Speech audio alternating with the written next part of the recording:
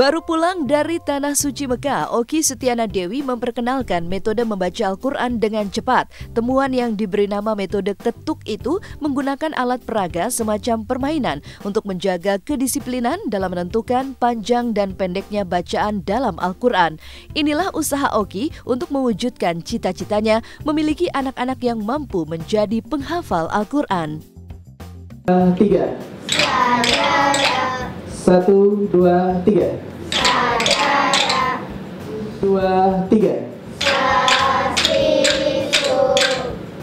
1, 2, 3 Masuk. Di sini ada huruf sa, si, su. Kita akan lihat ada 3 huruf, ada 3 ketuk, ada 3 bunyi. Maka bunyinya seperti ini. Sa, si, su. Dengan metode ketuk seperti ini, nggak ada lagi orang yang membaca sa, si, su ini dengan sa, si, su, atau sa, si, su, atau sa, si, su, gitu. Jadi panjang pendek ketika membaca Al-Quran sangat penting, sehingga metode ketuk ini membuat kita disiplin dalam menentukan panjang pendek ketika kita membaca.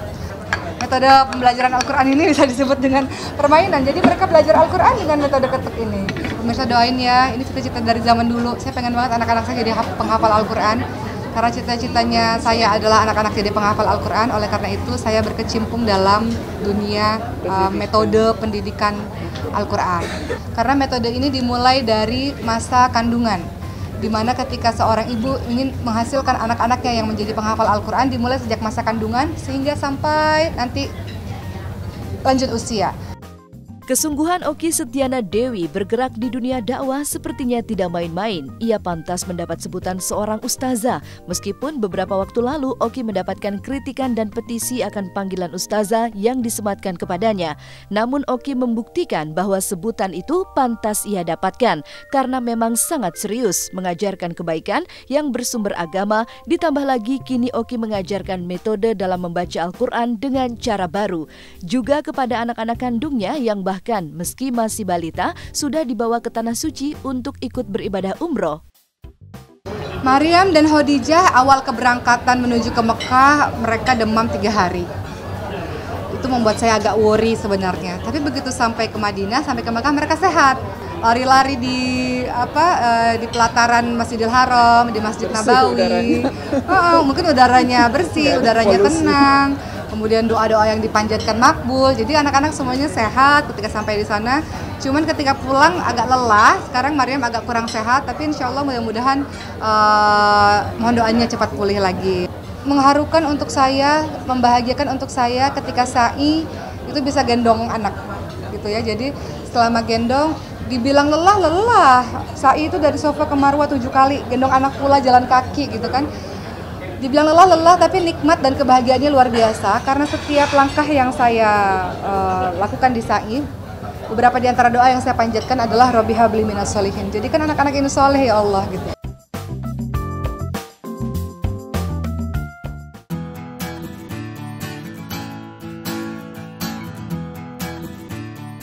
Lain Oki, lain pula kisah Citra Kirana yang berjuang keras menurunkan berat badan. Ciki melakukan diet keras agar bobot tubuhnya menjadi lebih langsing sehingga penampilannya terasa segar.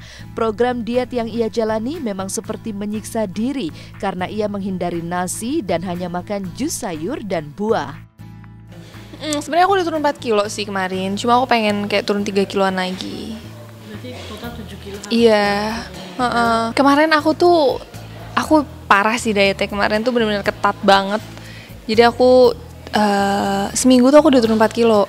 Aku ikut detox. Jadi aku sehari cuma minum jus doang dan itu sangat berpengaruh banget untuk aku. Aku kayak sehari bisa turun 1 kilo karena minum jus itu doang. Tapi aku nggak lemes dan nggak lapar karena emang si jusnya itu kan jus sayuran yang di juicer gitu. Jadi tanpa ada air segala macam nggak ada, jadi murni sayuran, terus buah-buahan, terus sayur campur buah gitu aja sih. Nasi aku lagi hindari dulu, jadi udah aku makan yang bersih-bersih dulu.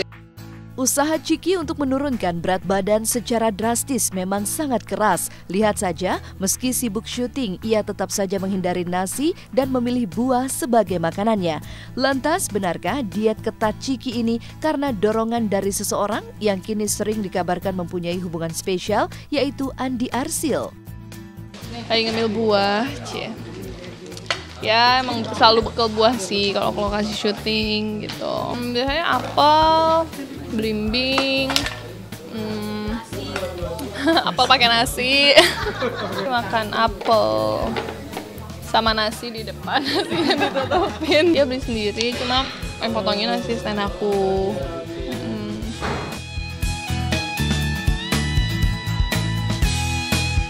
Selanjutnya di Was-Was, menikah diam-diam, Tata Janeta tiba-tiba muncul dengan berita perceraian. Lantas apa yang membuat rumah tangga Tata dengan pria bernama Mahdi Zati itu kandas? Benarkah karena ada KDRT? Bagaimana dengan perceraian Putri Nia Daniati dengan suaminya? Saksikan setelah jeda berikut ini.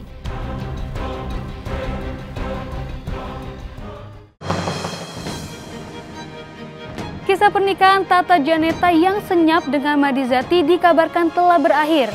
Peristiwa kekerasan dalam rumah tangga menjadi penyebab utama perpisahan mereka. Sementara itu dari kisah lain, benarkah Olivia Natania, putri sulung Nia Daniati juga dalam prahara? Apa yang membuat Owi digugat cerai oleh sang suami? Mungkinkah itu karena kasus penggelapan mobil yang diduga dilakukan oleh Owi? Seperti apa Nia Daniati menanggapi gonjang-ganjing rumah tangga putrinya tersebut?